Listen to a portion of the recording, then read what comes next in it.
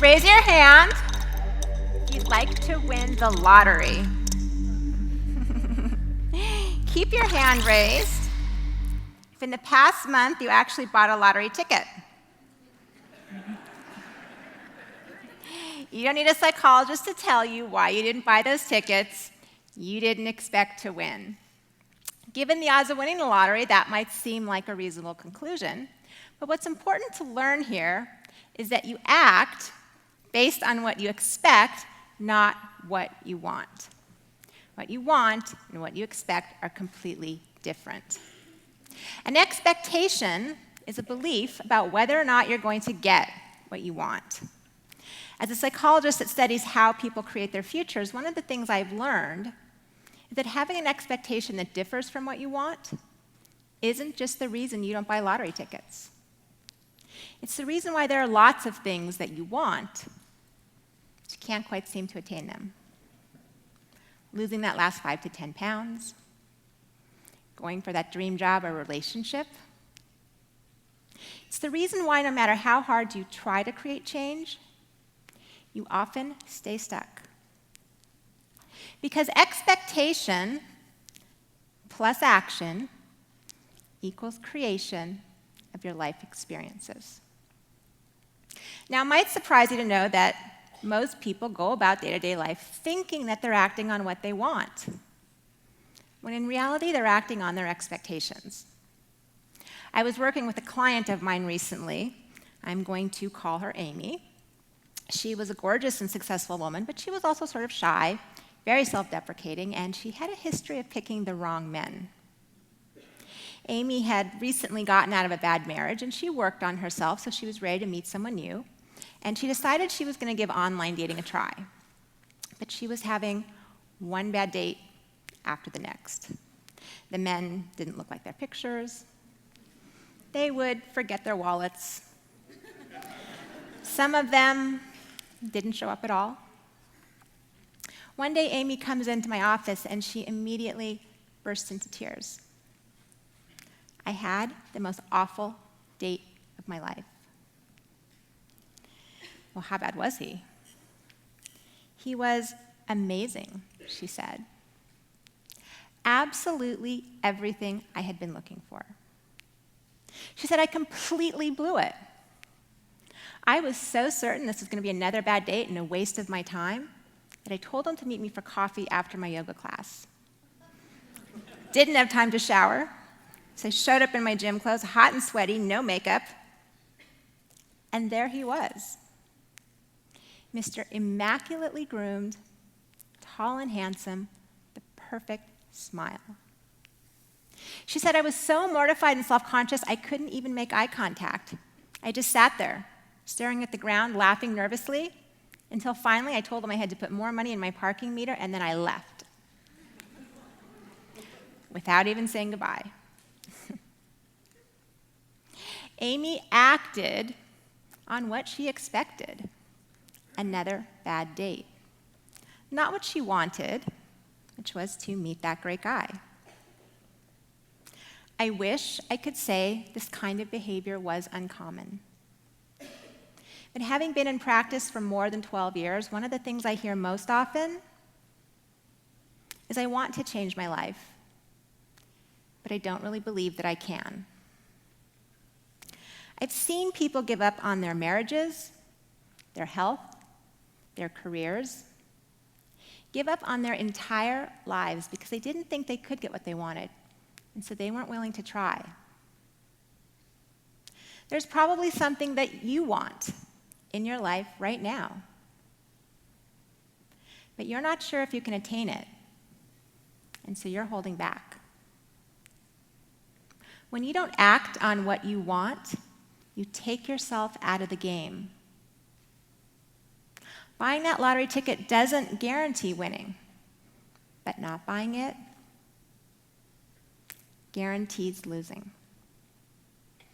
Now you might be wondering, why do we do this? Our brains work on the principle of anticipation. We constantly predict what we think is likely to happen before it ever occurs. If you're walking in the park and you hear a dog barking behind you, and then turn around to see Bigfoot, you're going to be very surprised. Although it would make a really great selfie. As soon as you start to anticipate any event, you begin to act and feel in ways that help you prepare for what you think is going to happen. If anyone's ever said to you, "We need to talk," then you know exactly what I mean. I see the men nodding.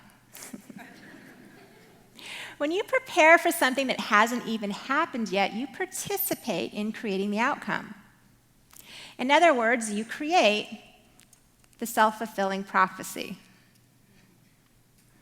Because Amy was acting anxious and ambivalent before her date, she acted on what she expected, not what she wanted, and so she got what she expected: another bad date. One of the reasons that our expectations can keep us so stuck is we have an automatic tendency to use the past to predict the future. If you failed once, you're likely to think you might fail again. When you think about the future, same part of the brain gets activated as when you think of the past. However, just because you use the past to make predictions doesn't mean that your past is what's holding you back. What was holding Amy back wasn't her past. It was that she didn't believe her future could be better than the past. And without that belief, she wasn't able to create something better, even though an opportunity had presented itself right in front of her. If you're aware of what your expectations are in a situation, then you have the ability to use your conscious mind to override the automatic thinking and plan for how to create a different outcome. If Amy had planned for her date to go well, things might have turned out differently. Our expectations about our ability to get what we want have a very profound impact on our emotional well-being. A large part of our brain is dedicated to anticipating rewards.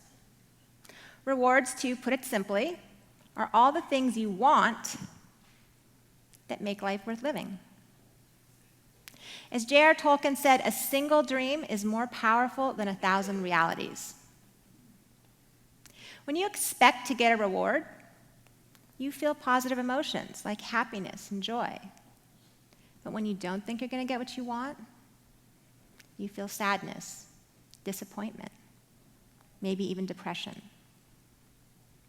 The larger the gap between what you expect and what you want, the more distress you feel. So what do you do when what you want doesn't match up with what you expect? Well, there's only two ways you can feel good in this situation. You can give up wanting what you want, tell yourself it wasn't really worth the effort, you didn't really want it anyway, or you can change your expectations to match up with what you want so that you can take consistent action. So how do you do that? I'm going to give you 3 simple steps that'll help you begin to shift your expectations. What I want you to do right now, though, is imagine an upcoming future event. It can be a goal that you're trying to achieve, a work presentation, an upcoming holiday event with your family. Got it? Okay, what I want you to do for step number 1 is ask yourself, how is what I'm expecting making me feel? If you're expecting something positive to happen, then you're going to be feeling really good about it, and you can stop right there. No need to fix positive emotions. But if you're expecting something you don't want, then you're going to be feeling a negative emotion, like anxiety, fear, dread, overwhelmed. And those are all signs that you have some negative expectations about that situation. Step number 2, ask yourself, what would I like to have happen instead? What this question identifies is what you really do want in the situation. What you want is oftentimes the very thing that you're not expecting.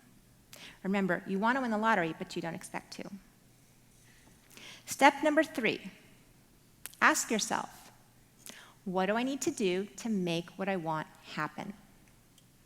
When you have a negative expectation about a future event, it's because you're focused on all the things that could go wrong, why it's not going to work out for you. You're not generating thoughts and ideas about how to make it go right. When you see a plan laid out in front of you for how to get what you want, your assessment of the situation starts to change. You begin to see the possibility. This is where the shift happens. Every successful action that you take towards that plan starts to change your expectations. So I realize some of you might be thinking, I don't expect this to work for me.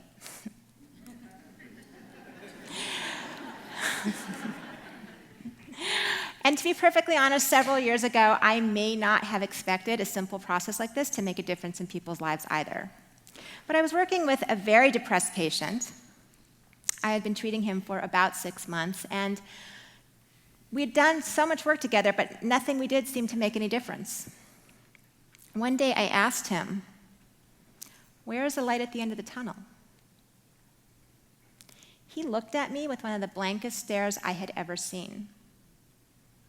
After that day, I started asking all of my patients this question, and I was startled to realize that many of them looked at me in the exact same way. They didn't dare to dream about how their lives could be different because they didn't believe it was possible. So I started to change the focus of my work to almost exclusively helping my patients shift those expectations so that they could find their light at the end of the tunnel. 5 years of research shows changing your expectations can significantly improve your life. And I've witnessed some very awe-inspiring transformations. The patient I mentioned earlier, within a year, had quit his dead-end job and started his own successful company. When you're motivated by what you want, change is possible. In the words of Henry Ford, whether you think you can or think you can't, you are right. Your past isn't what defines who you are or where you're going. It's your expectations of the future that limit you most. Now, here's the good news. You can choose. You can choose to take action based on what you want, and when you do that, you give yourself the opportunity to step out of the past and create the life that you truly want to live.